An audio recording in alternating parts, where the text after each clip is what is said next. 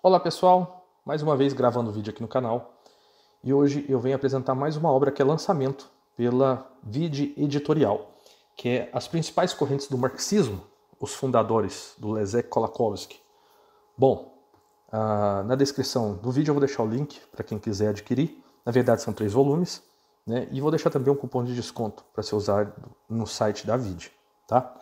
Bom, então são 3 volumes, eu vou falar hoje especificamente desse volume que tem como subtítulo Os Fundadores. Tá?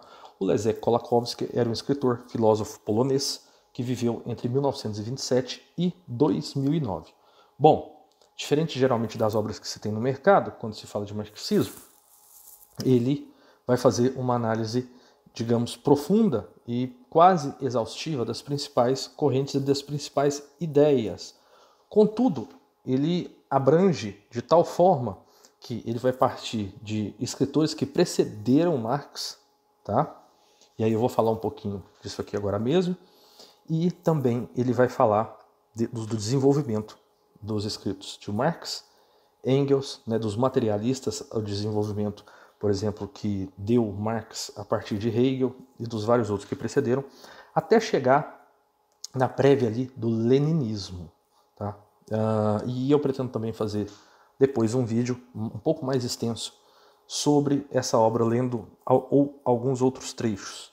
Né? Bom, então o Kolakowski vai dizer o seguinte no prefácio.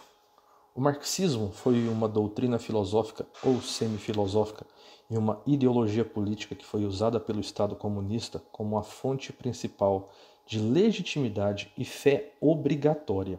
Essa ideologia é incontornável, não importando se as pessoas acreditavam nela. No último período do domínio comunista, mal chegou a existir como uma fé vital. A distância existente entre ela e a realidade era tão grande e as esperanças no futuro feliz do paraíso comunista estavam desaparecendo tão rapidamente que tanto a classe governante, isto é, o aparato partidário, quanto as pessoas governadas estavam conscientes do seu vazio. Mas ela permaneceu oficialmente obrigatória, precisamente pelo fato de que era o principal instrumento de legitimidade do sistema de poder. Se os governantes realmente queriam comunicar-se com aqueles que lhes estavam submetidos, eles não usavam a grotesca doutrina do marxismo-leninismo. Em vez disso, eles faziam apelos a sentimentos nacionalistas, ou no caso da União Soviética, à glória do Império. A ideologia acabou por ser desmantelada junto do Império. O seu colapso foi uma das razões pelas quais o sistema de poder comunista se extinguiu na Europa.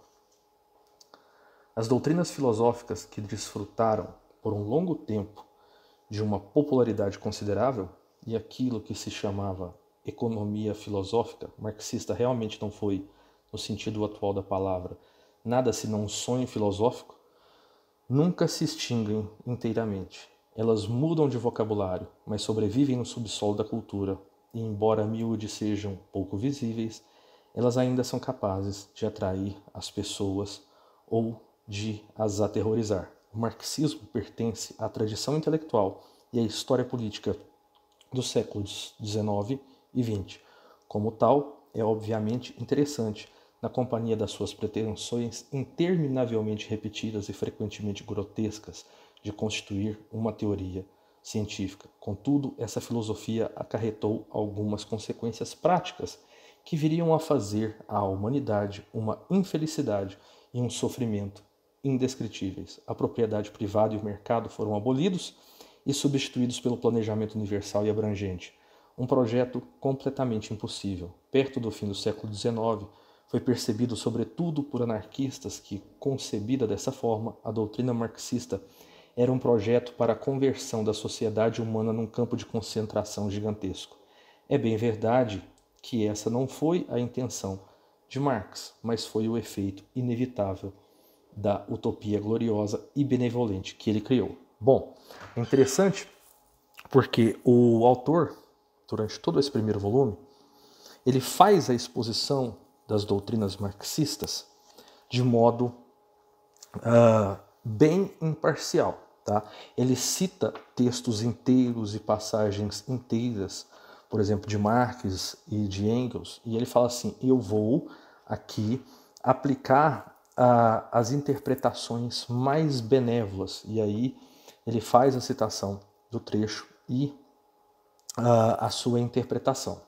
Bom, além de, como eu disse, falar desses pensadores mais próximos que precederam Marx, ele vai entrar na filosofia, vai fazer o seu comentário desde as origens da dialética, partindo do sentimento de contingência humano.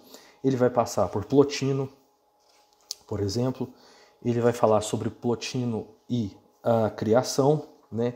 E Plotino nós sabemos que foi influenciado, ele era um neoplatônico, influenciado, ou seja, por Platão, mas ele estava ali próximo de Santo Agostinho, já por volta do século IV depois de Cristo, enquanto Platão, né, estava no século IV antes de Cristo, né? Plotino era esse neoplatonista, mas ele vai falar de Erígena e a teologia cristã.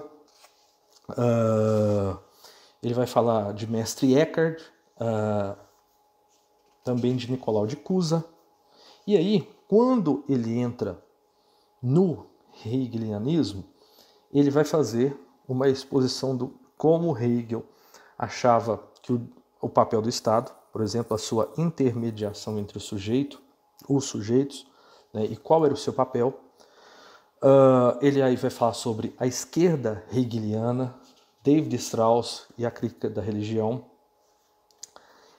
Ele vai mostrar, por exemplo, a filosofia, como ela deixou de ter um papel de interpretação e entendimento do passado para se transformar numa filosofia da ação.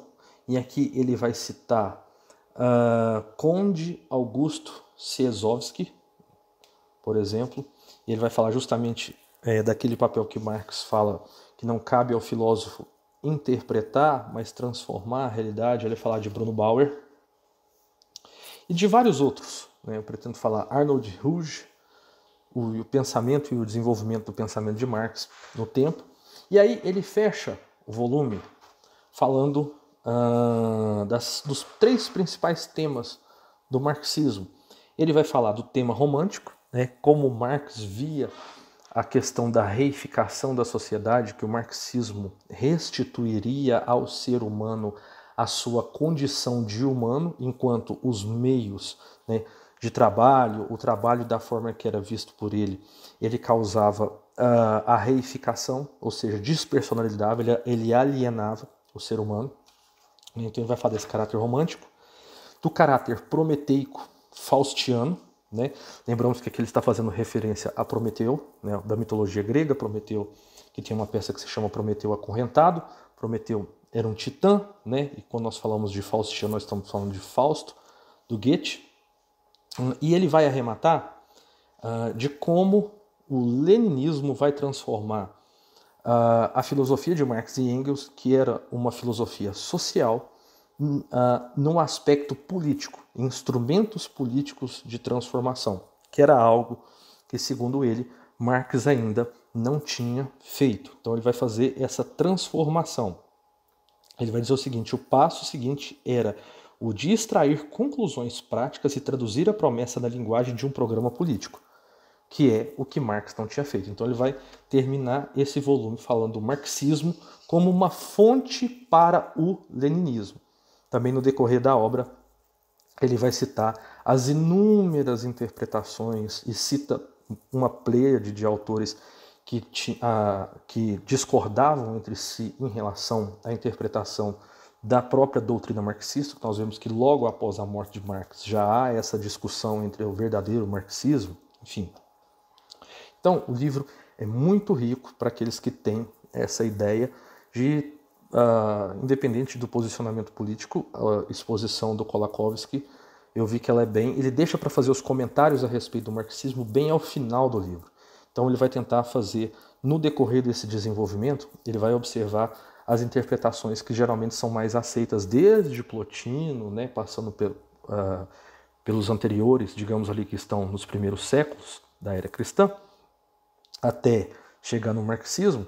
Ele vai fazer essas interpretações, como ele mesmo diz, tentando partir do aspecto mais benévolo, as interpretações mais menos pejorativas o possível. Tá? E ele vai arrematar com essa parte. Então aqui está o primeiro volume, Principais Correntes do Marxismo, do Kolakowski.